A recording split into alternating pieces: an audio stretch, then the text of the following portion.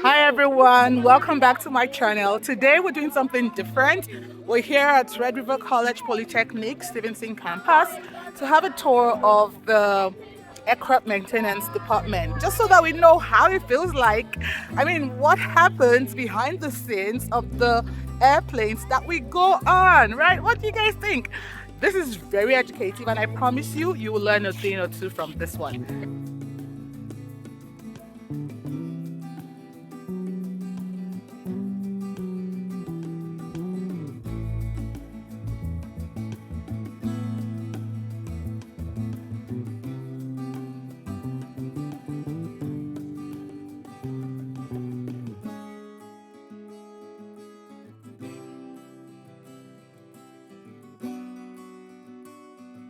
Well, this is how you learn how to fix the airplane. So this is a school where we teach anyone that wants to learn how to build or repair airplanes. Or aircraft maintenance engineers is what they're called. That's what I am. I'm also the chair, so I'm responsible for this building and another building like this, the airplane. So this is one of our classrooms. You can see that this is where we teach engines. There's a very small engine in the corner. You gotta be careful when you want to touch anything. Ask me first because some of these things are very sharp now. So people can see the inside of it, right? And then there's this is the inside of a turbine engine. These blades are very sharp, so be very careful. What is this? That is a damaged one. This plane was built, I think around 1983. Airplanes are built very different than cars. They're built to last a really long time. So almost if they built cars like airplanes, cars would cost about 50 times more. That's why airplanes are so expensive, because the metal they use won't rust. The parts are very highly engineered, they're very light, they're very strong, they're the best quality, but they also cost the most money. The same part for an airplane, if it costs $1 for a car, it would cost $100 for an airplane. So, these are rotor blades from a helicopter. What are these inside? Inside? Hold on, I gotta get a peek. Oh, that's just so you can see how it's built. What they have inside is what's called honeycomb. To make it strong, they borrow that from bees. When bees build a nest, if you look at it, you'll see it's honeycomb, but it's very light, but it's very strong. So,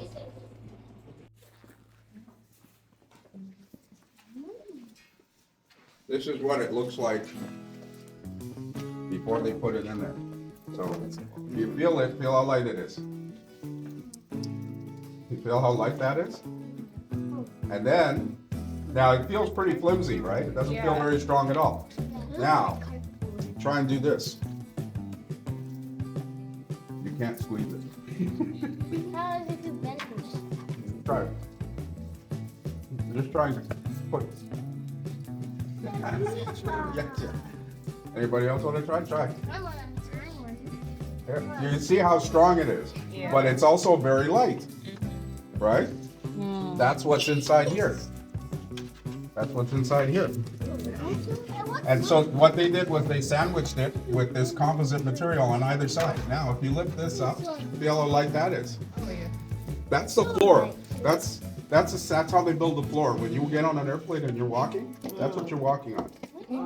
The overhead bins are built out of this stuff. Almost everything inside the airplane. Watch, you don't hit your head there.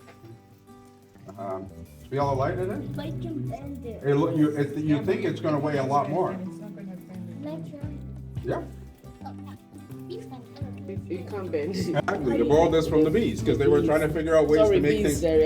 Because they used to build it out of solid piece of metal. Now, if this was a solid piece of metal, it would be much heavier. Yeah.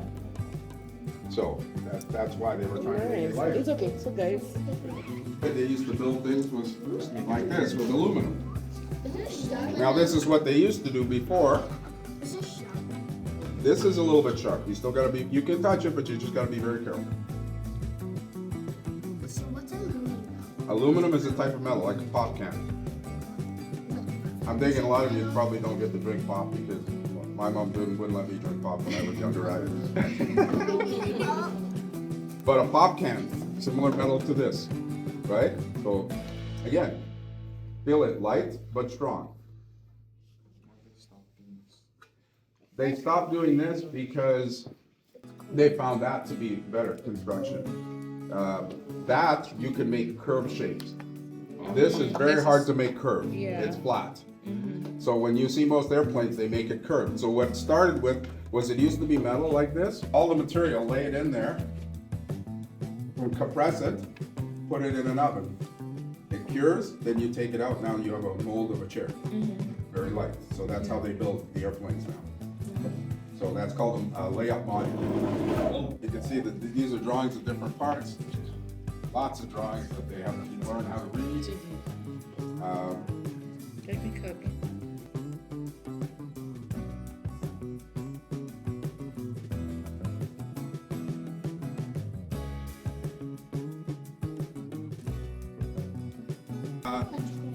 Yes, this is what's called our avionics shop. So anything electrical power, pretty much anything involving any type of electrical, electronic theory. All the shops have, some of the different shops have different purposes, and it's about learning parts of the systems, because not all the students can be in the hangar at the same time. But half of our training is hands-on, so the students need to be learning how to fix things. So, airplanes, Yeah, that's what those things are up there.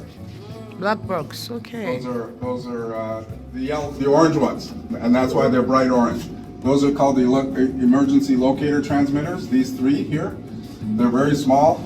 If an airplane crashes, as soon as it hits, there's an impact sensor that goes off, and that's how they find it. Then this is a voice recorder. That's a voice recorder that records whatever's going on with the pilots. Flight data recorders are these two. And these other things are radio. That tells them what was going on in the cockpit and in the airplane. Two main types of engines in airplanes. The older one is these. This is like what's in a car. These are cylinders. This one, it's a radial. It's a very old engine. These ones are missing that are here, but there would be cylinders going in a complete circle. The reason it's a complete circle is to keep it balanced. Because when it's cranking, it'll go a little bit nuts. So this one we can plug in and turn it on, and you can see the internals. If you come around here, you can see the inside of it. That's why it has the big plastic shield on it. You can see what's inside the engine. So the basic premise of these types of engines is there's an explosion that occurs. The piston gets driven because fuel is put in there. There's a spark. There's an explosion. The piston gets driven. It starts, and they're fired in sequence, so it starts rotating the whole assembly. That's how engines operate. Then and so it just keeps firing around. There's a couple others over there. This is older technology. It's still very much in use because it's very durable. It's easy to fix. It's just not very efficient. The newer technology is like what we saw in the room upstairs. The stuff that was lighter, but it's harder to, it's more expensive, it's more efficient, but then it comes apart. It's very sensitive. You can touch it, yeah. No, can't spin it. It's attached to the engine. If you try and spin it, it'll try and generate a spark. So this is the engine that would be on a smaller airplane. So when we get to the hangar, you'll see some smaller airplanes and they look like this. So this has 4 cylinders. So 1, 2, 3, 4. This one you can see it's open. So the students, all these ones in the back here that are in black, the students, those are engines that the students take apart, put back.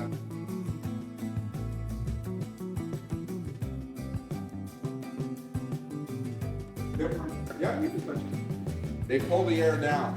So if you're working on something that gets very dusty and dirty, and very bad dust chemicals, which sometimes the things we're working on are like that, if you work on it on here, it's pulling all the air away so the dust isn't going in your face, you're not breathing it in. So it's required for health and safety. Come over to this side here. Now, when we're walking into the hangar, the number one thing most people are not familiar with Airplanes are not what I call very geometric. So there's lots of things you have to watch for hitting your head off. Things like this. There's propellers. There's the tail. There's the boom. So people get excited and they'll get distracted and they'll walk into something. So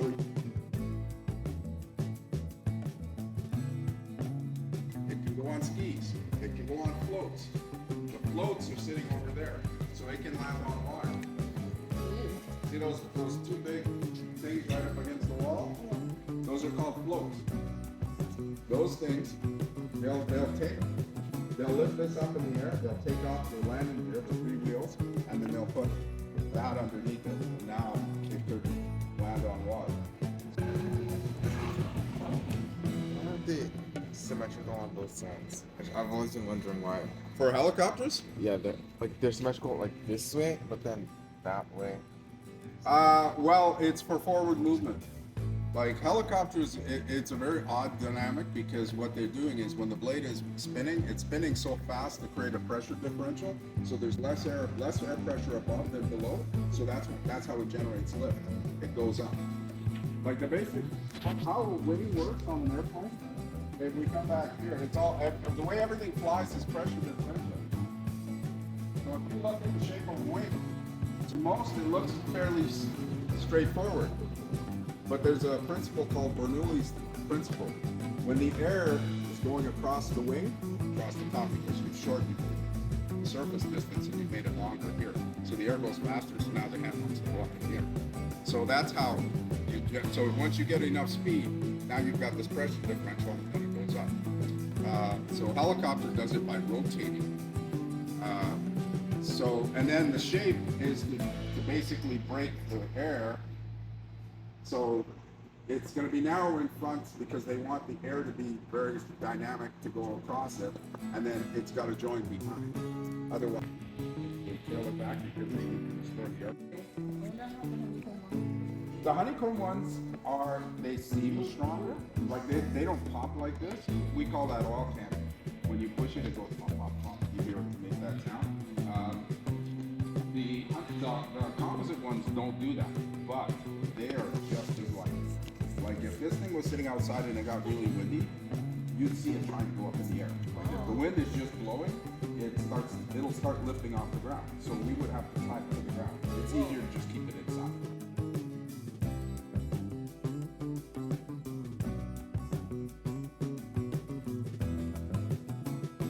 Like it works like the fire trucks.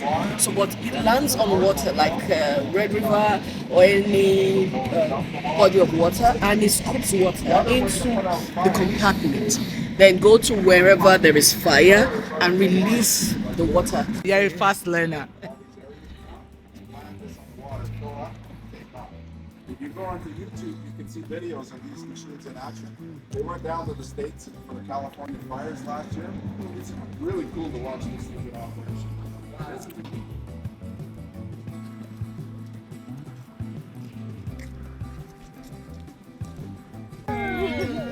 Now you can take off your seatbelts. We're now fully in the air.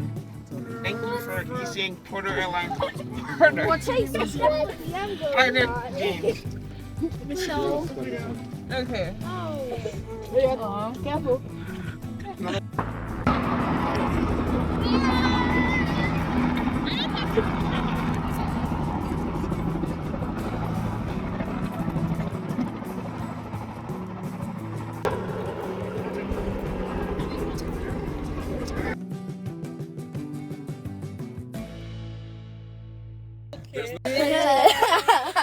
You guys talk to your passengers, guys. We're going taking off in 3, 2, 1.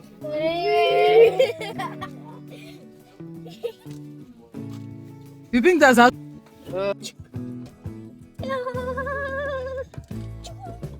Selfie, selfie. We're landing in 3, 2, 1. No, Thank you, Mara. 3, 2, 1.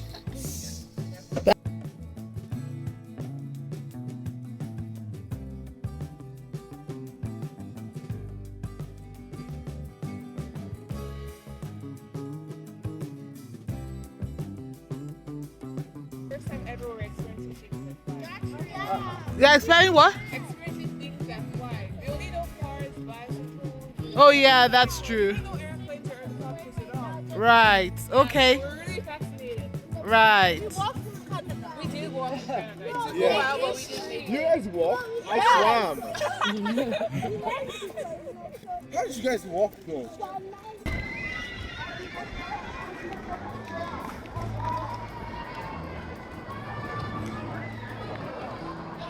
I don't have a plane I could just study, test drive, try focus. Okay. So where are we going to? We're going to eat Frederick. Oh, really? People are not serious at all. Welcome everybody to Feared Airline. Don't laugh at this. Yeah. We're flying to France, and please put on your seatbelts in case there's an emergency. Please press here. This one is easier, so we don't have to cover our face or do anything. And then when you look in front of you, there's a chair, another chair. Please, what are we eating in this flight? That's the So most we important. only give about just one pack of biscuits. Biscuit. No burgers. Okay, your airline. What's your name? Say we are fasting. Well, we're fasting because we don't get paid enough for strike. On the strike, we don't get paid enough. You're telling your customers that, guys. Yep. You guys have to be sacked. So guys, so what happens that if you guys don't have flights? This is what you. Landing now. I haven't landed, but I'm coming off your airplane, and I don't care what happens to me because you guys don't care about me either. So. It's 25 degrees in Paris, in Toronto right now. Don't We're press gonna anything get for there you. Paris at 7 p.m. Thank you. Have a good flight. Have a good 3, flight. 2, 1. 1, go.